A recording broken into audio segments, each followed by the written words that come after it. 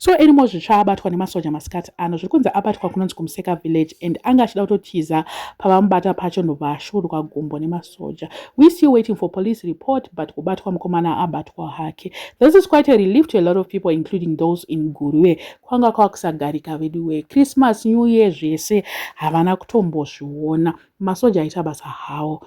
And today zviri kunzi a lot of people were hunting him down. Varume vese vati tombomira basa redu remugadheni remumunda vakaenda vakanobatana kuti vamutsvage, and at the end of the day vabva vamubata. Hanzi anga aperawo basa nekuneta nekutiza, hanzi anga achitiza ari mugadheni. Vatozodiscover kuti anenge anga achitotiza, anga achitogara mugarden.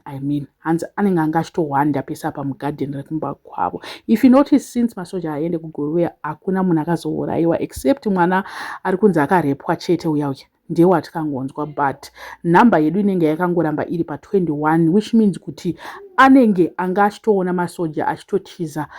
Ameno kana kuti pane vanhu vanga vachimupa information here kana kuti ameno, I don't know. Let's hope anga achishanda ega, but kana aine vamwe manje vanga achishanda nawo, then it becomes more dangerous. I feel like ane mental problem hake. Hakuna munhu akakwana anouraya vanhu vakawanda semaurayira akaita. You can actually see from picture yamuri kuona iyi kuti aiwa pfungwa chaidzo dzakakwana 5 haana murume uyu. Asi community yambodhila naye zvavo, vamurova vakamuita sei, masoja atozosvika but munhu atodhilwa naye, amborohwa nevanhu plus kushudwa kaitwa gumbo. Vanhu vanga vachida kutomuita akafira mberi chaiko. Now takuda kuti mapurisa manje vazomupine ataure nyaya dzake zvakanaka, anyatsotiudza kuti chake chainetsa chii kuuraya vanhu.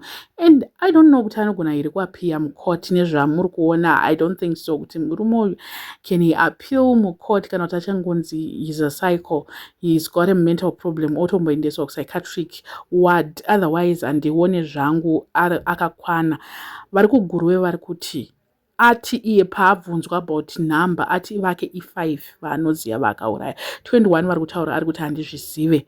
So they might be other killers semaonera andiri kuita. They might be other people who were killing people. Zvacho zvekuGurwe zviri kunetsa kuti ava tiri kubva kutaura, tiri pakati pekutaura uyu anymore zvitsva. We are dealing also with 5 other people who killed Sabhuku vaya, and dzimwewo futi dzaibuda chinzi vazodii kuGurwe koko dzakawanda dzevanhu vakaurayiwa. So hatizive nawo kuti murume uyu timu imwe anogona kunge angashandidzana nevamwe. Hopefully he will be able to say vanhu vaanga achishandidzana navo, because masoja they don't play. Vanyatsoratidza kuti vashanda.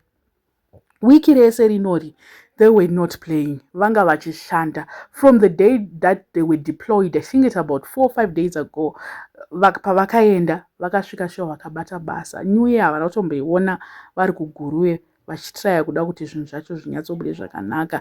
And now my problem is vanhu vari kunzi anenge anga achishandidzana navo. Kana vasara manje, which means kuti tinogona kutozonzwa kuti paitika zvimwe. Isi tanga takafunga kuti munhu 1 pano pacho pakutonetsa kudai. So asi community yekuGurwe zvakaoma yatosara izvezvi. Yes, they are celebrating, but vasara vaine trauma that they have to deal with for the rest of their lives. Those who lost their relatives, imagine how they are trying to copy and so you cannot heal from such things.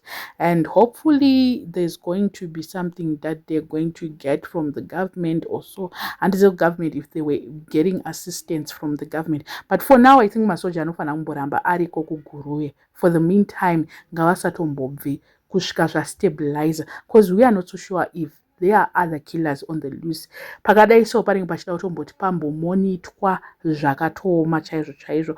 Vanhu vanga vachituka president vanga vachita say I think now it's high time tombomira kuvatuka masoja akaita basa. Ndizvozvo I think zvatandi nazvo nhasi. I don't know what you guys think, but zvinhu zvikaizvika zviri kurwadza kuti munhu wacho pandamuona face yake ndangoti this guy is a psycho.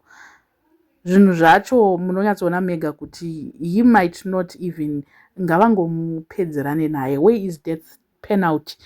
apapa pakutoda kungoti vanhu vangomire nekuti death penalty, cause tikada kumirira kuti pachaitika justice yekunzi achagara nekupengereka nekuona ngavaite slow kana kuti nhasi ukambomubvisa gumbo ombodi hazvibvumidzwe zvazvo, but he killed a lot of people. That number is insane. I don't know what you guys think. Let me know in the comment section what are your thoughts panyaya iyi. Otherwise we can enjoy our weekend knowing that the killer is now Marcel's.